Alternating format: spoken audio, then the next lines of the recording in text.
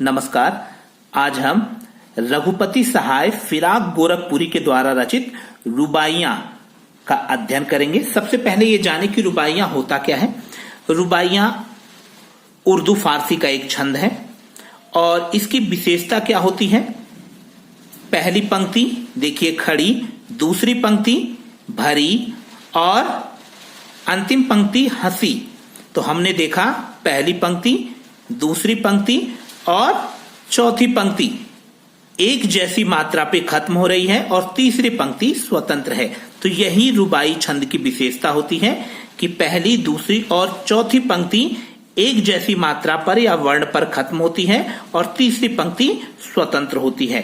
तो ये रुबाइयां जो कि हमें यहाँ पढ़ने को मिली हैं, ये लोक जीवन से संबंधित हैं और इसमें वात्सल्य रस की प्रधानता है और इसमें हिंदी उर्दू मिश्रित शब्दावली का प्रयोग किया है कवि ने। तो एक तरीके से ये हिंदुस्तानी भाषा हो गई है क्योंकि हिंदी और उर्दू दोनों शब्दों का यहाँ पे प्रयोग किया गया है। तो अब हम पहली रुबाई का अध्ययन करते हैं। आंगन में लिए चांद के टुकड़े को खड़ी। कवि कहता है कि माँ जो है अपने चांद के टुकड़े यानी चांद जैसे मुख वाले बेटे को लेकर खड़ी है। अब माँ के लिए जो बच्चे होते हैं वो चांद के टुकड़े ही होते हैं। तो आंगन में अपने चांद जैसे सुंदर बच्चे को लेकर खड़ी है। हाथों पे झुलाती है उसे गोद भरी। माँ अपने बेटे को गोद में लेकर उसे क्या करती है, झुलाती है, झूला झुलाती है। अपने चांद जैसे सुंदर बेटे को लेकर माँ खड़ी है और उसे अपने हाथों पर गोद में भरकर झूला झुला रही है। रह रह के हवा में जो लुका देती है। माँ अपने बच्चे को रह रहकर थोड़ी थोड़ी देर में हवा में ऊपर लुका देती है, उछाल देती है। गूंज उठती है खिलखिलाते बच्चे की हंसी। और इस तरीके से माँ जब करती है तो बच्चा खिलखिलाकर हंसने लगता है। तो यहाँ पर लोक जीवन से संबंधित ये रुबाइयां हैं जिसमें वात्सल्य रस की प्रधानता है, माँ और बच्चे के विषय में बताया गया है और हिंदुस्तानी यहाँ पर भाषा है अर्थात हिंदी उर्दू मिश्रित का रूप है। और साथ ही साथ हम आगे इसमें देखते हैं कि यहाँ पर लुका देना लोक जीवन में प्रचलित एक शब्द है और साथ ही साथ यहाँ पर रह रह शब्द में पुनरुक्ति प्रकाश अलंकार है और अनुप्रास अलंकार की छटा यहाँ पर बिखरी पड़ी है। आप इसको देखिएगा, खरी भरी एक ही मात्रा पे खत्म होने से भी यहाँ पे अनुप्रास की छटा है। और अब अगली पंक्ति में हम देखते हैं, नहला के छलके निर्मल जल से। माँ ने अपने बेटे को छलके यानी छलकते हुए, निर्मल यानी स्वच्छ जल से नहलाया है।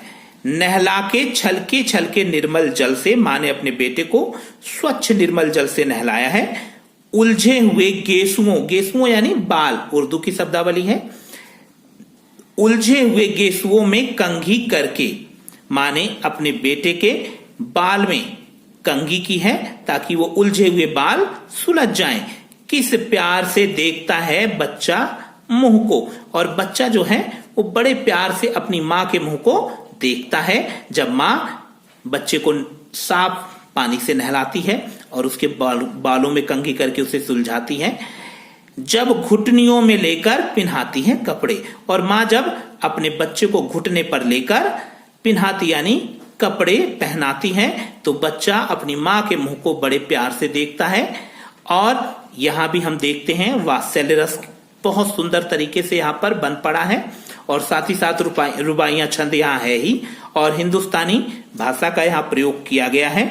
और साथ साथ हम देखते हैं लोक जीवन की शब्दावली, पिन्हाती, घुटनियों और यहाँ उर्दू के शब्द भी आ गए हैं, गेसुओं और ऊपर भी हमने देखा था चांद। ये सब तो एक मिश्रित भाषा है, हिंदी उर्दू मिश्रित भाषा का यहाँ प्रयोग किया गया है।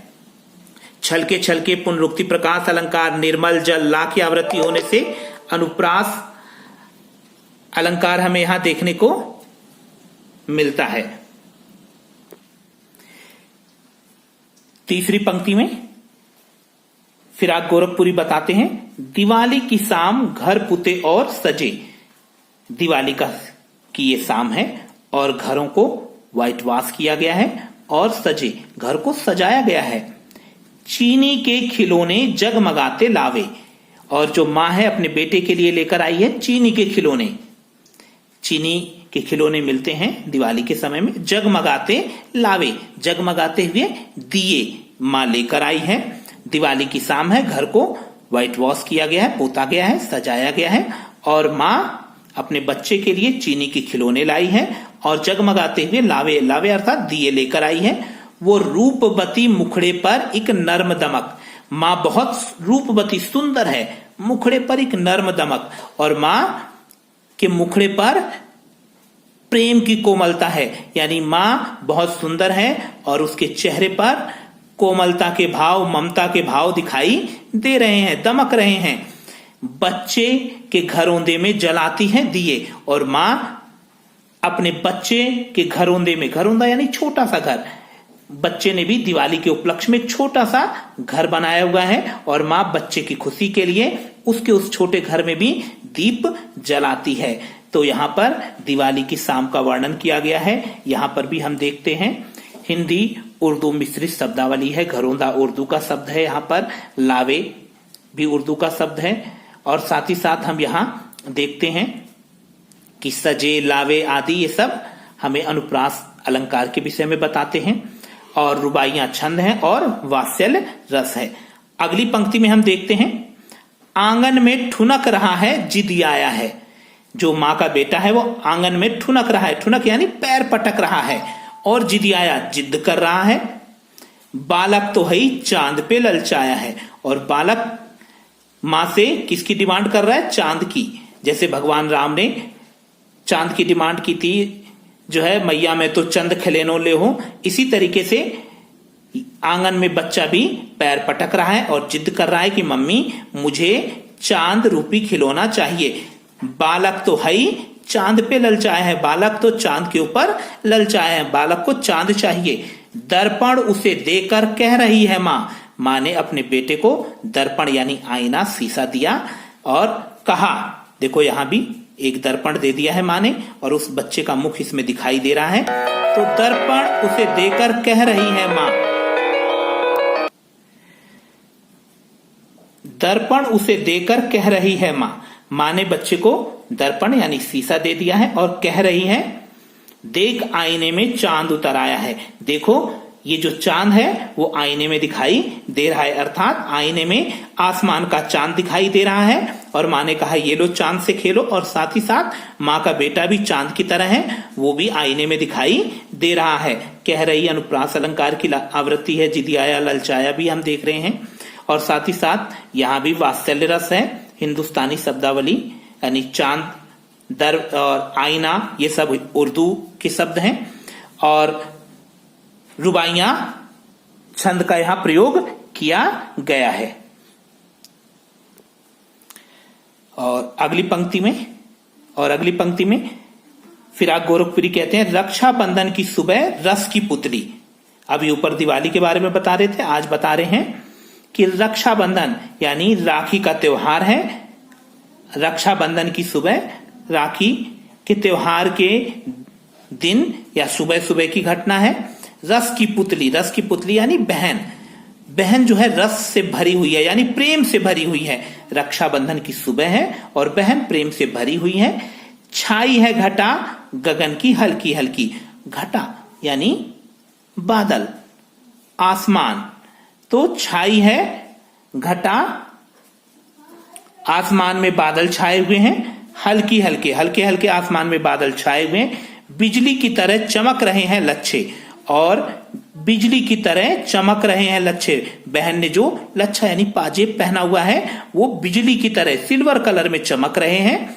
भाई के है बांधती चमकती राखी, और बहन अपने भाई को चमकती हुई राखी बांधती है। तो इस तरीके से हमने देखा कि यहां भी हल्की हल्की में पुनरुक्ति प्रकाश अलंकार, रुबाइयां छंद, वात्सल्य रस, और साथ ही साथ यहाँ कुछ शब्द हैं जो कि उर्दू से भी लिए गए हैं, जैसे यहां पर बिजली शब्द और हिंदुस्तानी शब्दावली का यहाँ प्रयोग किया गया है। तो बहुत सुंदर ये कविता ये रुबाइयां बन पड़ी हैं और ये लोक जीवन पर आधारित जो भी क्रियाकलाप है उसको रघुपति सहाय फिराक गोरखपुरी ने बहुत सुंदर तरीके से वर्णन किया है। धन्यवाद।